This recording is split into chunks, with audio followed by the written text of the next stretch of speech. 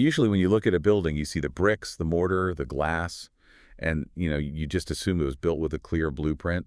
Everything has a fixed purpose. Right, exactly. A brick is a brick. Yeah. You don't expect a brick to suddenly turn into a window just because of where you placed it in a wall. But in the hidden machinery of the English language, words are constantly shape-shifting. Yeah. And if you are prepping for a medical entrance exam like the TEAS or HESI, or you're just insanely curious about how communication actually works, misunderstanding the shape a word is taking, well, it doesn't just cost you points on a test. In a clinical setting, it can literally cost lives. It really can. We are getting into the absolute bedrock of communication today in this deep dive, because that assumption, that words have a fixed permanent identity, that is the first thing we have to completely dismantle if we want to understand how English actually functions. So, our mission today is to unpack the parts of speech. We're looking at a stack of prep guides and historical linguistic notes that lay out the building blocks of grammar. But our goal here isn't just to memorize a dry list of categories, right? Definitely not. We are going to uncover the surprisingly controversial history of grammar, dismantle a few myths you were probably taught in grade school, and prove why mastering this is a non-negotiable tool for patient safety.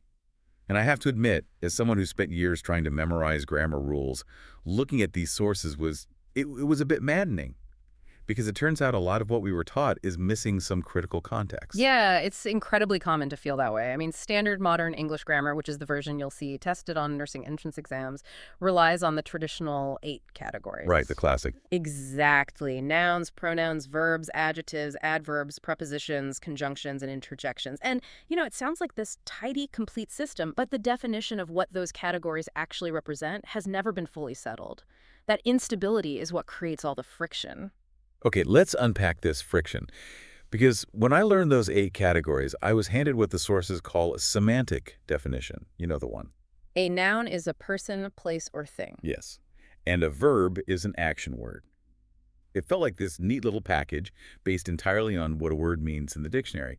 But right off the bat, our sources point out how that definition just totally falls apart under scrutiny.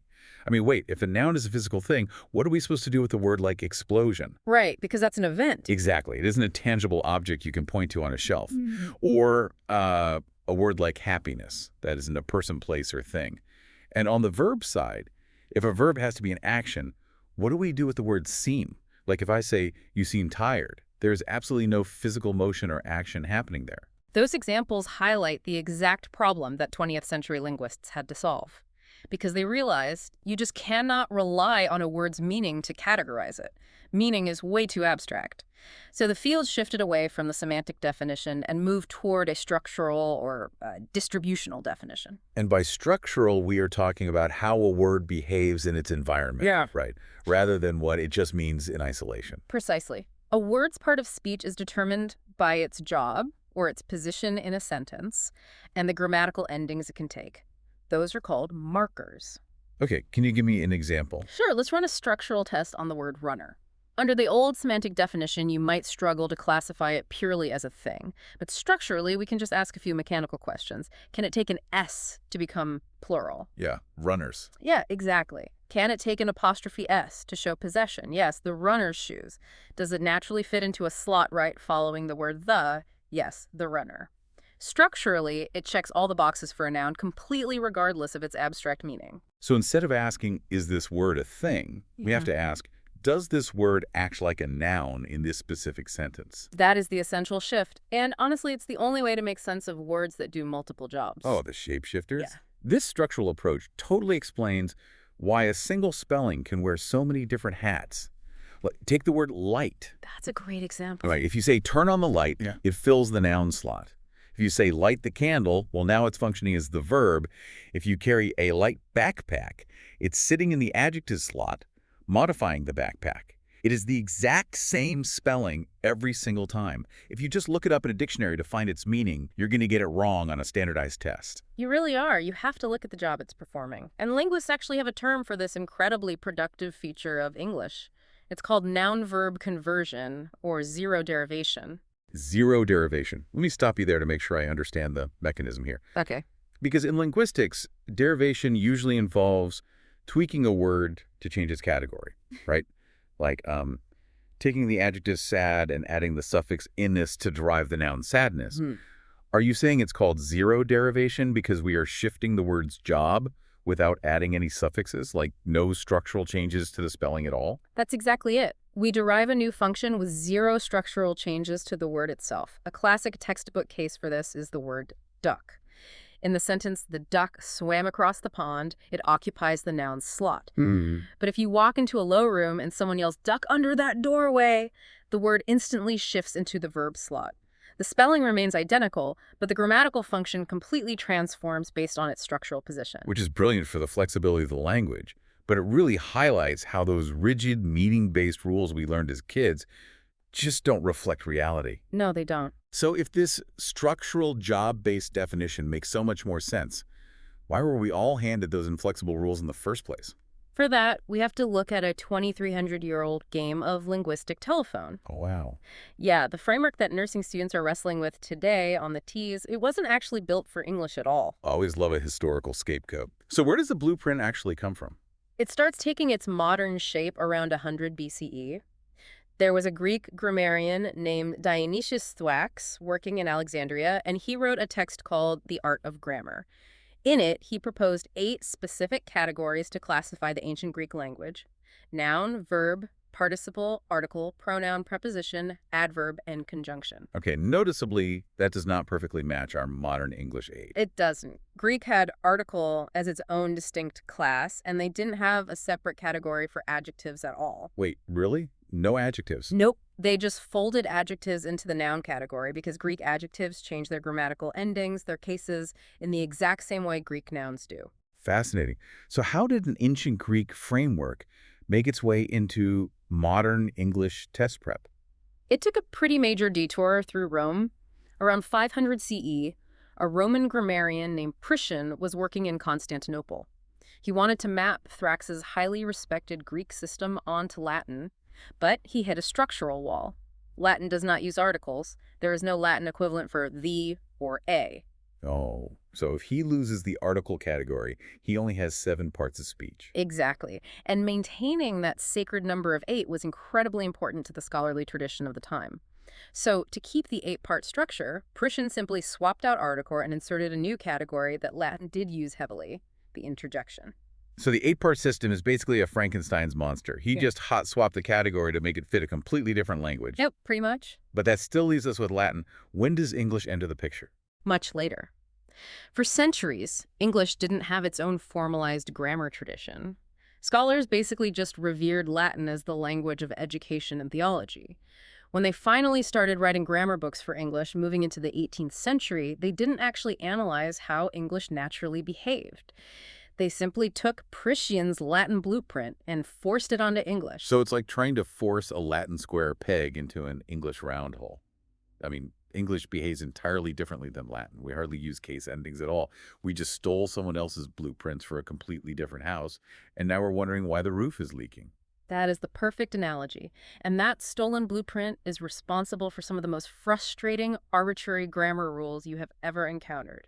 The most famous example is the split infinitive controversy. As in the classic Star Trek line, to boldly go where no man has gone before. Yes, exactly. For over a century, grammarians insisted that you should never place an adverb between to and a verb. You aren't supposed to boldly go, you're supposed to go boldly. Okay, wait, let me work this out based on what we just discussed about the Latin blueprint. In English, an infinitive is 2 words. To, plus the verb like to go. Does Latin even use 2 words for its infinitive? It uses one single word. For example, the Latin infinitive for to love is amar. Oh. So in Latin, you physically couldn't split the infinitive even if you wanted to because there's no space to put a word in the middle. It's one solid block. You got it. There was never a structural reason English couldn't split its infinitives because ours are made of 2 separate words. 19th century grammarians just banned the practice to make English artificially mimic Latin. That is wild. Eventually, major style authorities realized the rule was linguistically baseless and threw it out. It serves as a perfect case study. A category-based rule can be entirely wrong if it's rooted in historical tradition rather than the actual structural mechanics of the language. Okay, so if the old semantic rules fail us and the historical Latin rules were artificially forced on us, we have a real problem. By the late 19th century, How are educators supposed to teach students to see the actual structural job a word was doing? Well, that brings us to an incredible breakthrough in 1877. Two American educators, Alonzo Reed and Brainerd Kellogg, published a book called Higher Lessons in English, and they introduced visual sentence diagramming. Here's where it gets really interesting. I have seen these. They look like architectural blueprints for sentences with all these intersecting lines. They are brilliant mental models, especially for anyone tackling TEAS or HESI questions today. Instead of just memorizing a list of words, you draw a horizontal baseline. That's the main spine of your sentence. You place your subject on the left, draw a vertical line that cuts all the way through, and put your verb on the right. Let's visualize this with a clinical sentence. Say we have the exhausted nurse quickly administered fluids. The horizontal spine would just be nurse administered fluids. Exactly. But what about all the modifying words? The beauty of the Reed-Kellogg system is that you draw diagonal lines branching downward from that main spine. The adjective exhausted goes on a diagonal line physically hanging off the noun nurse. The adverb quickly hangs on a diagonal line beneath the verb administered. So you can physically see the functional relationships. An adjective isn't just a vague category. It's a word that is structurally anchored to a noun. An adverb is anchored to a verb. And that visual anchor is vital for standardized tests. On those exams, you are rarely asked to identify a word in a vacuum. You are asked to look at its attachments. Asking, what is this word modifying, is the core of functional grammar. Which is entirely necessary because, as our sources point out, some words are grammatical gymnasts. Take the word set. It has historically been cited as having one of the largest entries in the Oxford English Dictionary with hundreds of distinct senses. It can be a noun, like a chemistry set. It can be a verb, set the timer. It can be an adjective, a set schedule. You cannot judge a word's function by its size or its spelling. No, you can't. That flexibility also introduces us to words that wear disguises, like gerunds and participles. These feature heavily on exams because they test whether you are looking at spelling or structure. Okay, I want to push back on gerunds for a second. The definition of a gerund is a verb ending in ing that functions as a noun. But if it's built from a verb and it describes an action, why isn't it just a verb? Take the sentence, running is healthy. Running is clearly a physical action. Why don't we call it a verb? Look at the structural slot it occupies. In the sentence, running is healthy, what is the subject? What is the core entity that is healthy? The running itself. Yes, it occupies the subject slot. In the architecture of English, the subject slot is reserved for nouns or pronouns. So structurally, running is performing the job of a noun, even though it is wearing a verb's in disguise. That functional shift is what makes it a gerund. Oh, wow. That clicks into place perfectly when you think about the diagramming spine that's sitting on the left side of that vertical line. What about participles? A participle is a verb form disguised as an adjective. If a chart notes a broken bone, the word broken is derived from the verb to break. But structurally, it is sitting in the adjective slot, directly modifying the noun bone. It is performing an adjective's job. Even with these structural tools, though, it seems like modern linguists still find the traditional 8-part rulebook pretty messy. The sources mention some ongoing debates that completely upend what we learn in test prep. They do, and understanding these debates helps clarify why the rules feel so inconsistent. The most prominent debate is over articles versus determiners. Right. Traditional TEAS prep materials tell us that the words a, an, and the are adjectives simply because they sit next to nouns. But modern sources, like the 2002 Cambridge Grammar of the English Language, argue that kicking them into the adjective category is completely wrong. Modern linguistics recognizes that a, an, and the do a fundamentally different job than true adjectives. Think about the phrase, the red car. The adjective red describes a quality of the car. It tells you what kind of car it is. But the word the doesn't describe a quality. It determines the noun's specific reference. It tells you we are talking about that specific car, not just any car. So they created a 9th category called determiners for words like the, a, this, and every. If modern linguists agree on this, why do the prep books still call them adjectives? Standardization. The testing industry requires consistent, easily gradable answers, so they adhere strictly to the traditional 8-part Latin-based framework, even if modern linguistics has evolved past it. Yeah, that makes sense. And that same tension applies to pronouns. Functionally, a pronoun like she or it occupies the exact same subject or object slots that a noun does. Because they do the exact same job, some modern grammars just collapse pronouns into a broader noun category. It is a valid structural argument. If two things behave identically in the architecture of a sentence, why force them into separate categories? Exactly. And while we are dismantling categories, I have to bring up a misconception that I feel personally victimized by. Oh, let's hear it. The LP myth. We were all handed the shortcut that if a word ends in "ellically," it is automatically an adverb. But looking at the structural evidence in these sources, that feels like a trap. It is a massive trap. It's a pedagogical shortcut that falls apart instantly. First, many of our most common adverbs lack that suffix entirely. Words like fast, well, never, often, and always are adverbs modifying verbs, but there is no ellically in sight. And it works in reverse, too. If I look at words like friendly, lonely, or lovely, they have the "ellic" suffix. But if I talk about a friendly patient, the word friendly is modifying the noun patient. Structurally, that makes it an adjective, not an adverb. You always have to test the job it's doing, not just look at its tail end. That is the golden rule. Never trust the spelling, verify the structure. So we have covered the ancient Greeks, the Latin blueprint, and the modern structural debates. But let's bring this into the clinical reality. So what does this all mean? Why is parsing the parts of speech a heavily scored domain on nursing entrance exams? Why does a future nurse need to care about identifying modifiers? Because in medicine, grammatical ambiguity can escalate into a life or death scenario. Parts of speech fluency isn't a theoretical exercise. Nurses are constantly reading and writing dosage instructions, chart notes, and discharge summaries. Sloppy grammar creates operational confusion. The sources provided a chilling example of a dangling modifier. It read, "Administer medication to patient walking to the bathroom." Let's analyze the structure of that sentence. We have the modifying phrase, walking to the bathroom. In a Reed-Kellogg diagram, what noun is that phrase anchored to? That is the dangerous ambiguity. Is it the patient who's walking to the bathroom, meaning the medication should be given to them while they are in transit?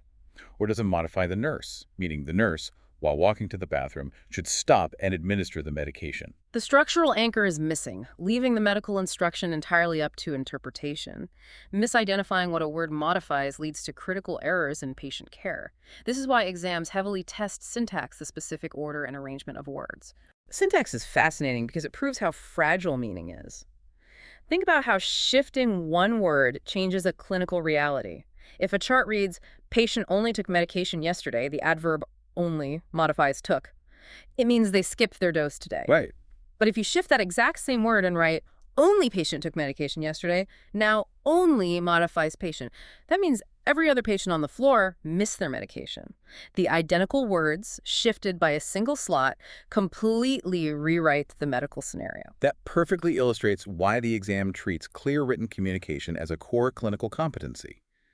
Grasping the structural rules, including morphology, which is how forms like narrowness, signal a noun, and subject-verb agreement, where you ensure the noun matches the verb's form, is fundamentally a tool for patient safety. But the truly beautiful part of this structural flexibility is that it isn't just about passing tests or avoiding clinical errors. This ability to shift categories is how the English language breathes. That zero derivation process we discussed earlier is exactly what allows us to continuously invent new ways to communicate. It does tend to drive grammar purists a bit crazy, though. Because they want the bricks to stay bricks. But we verb nouns effortlessly every single day. Think about words like email, Google, or text. 20 years ago, an email was strictly a thing, a noun. Today, we say, "I'll email you," seamlessly shifting it into an action, a verb. We change its job without changing a single letter. It proves that the parts of speech system isn't a rigid dead cage. It's a highly adaptable living framework. And understanding the mechanics of that adaptability gives you profound control over the information you consume and produce. Let's recap what we've uncovered. We learned that a word's identity is defined by the structural job it performs in a sentence, not by an abstract dictionary definition. We discovered that the 8-part rulebook we use today is a complex, sometimes messy compromise between ancient Greek theories, Roman adaptations, and modern English realities. And most importantly, we saw how mastering this structural framework isn't just an academic hurdle. It is crucial for clear, safe communication, especially in high-stakes environments like nursing, where a dangling modifier can alter a patient's care. As you move forward, I challenge you to look at your next reading material, whether it's a novel, a news article, or a medical chart, through a structural lens. Don't just read the words, try to see the architecture. Notice which words are anchoring the sentence and which words are hanging off them as modifiers. It will completely change your level of comprehension. It really is like finally seeing the blueprint behind the building. Yeah. But I want to leave you with one final thought based on the sheer momentum of how English operates. If our language continues to evolve by constantly verbing nouns through zero-derivation job, effortlessly turning things into actions like to text, to friend, or to Google, how much further can that flexibility stretch? Could there be a future where the line between nouns and verbs blurs so entirely that Priscian's 2,300-year-old eight-part system finally collapses completely under the weight of its own adaptability? Something to consider the next time you tell a friend you're going to Uber home.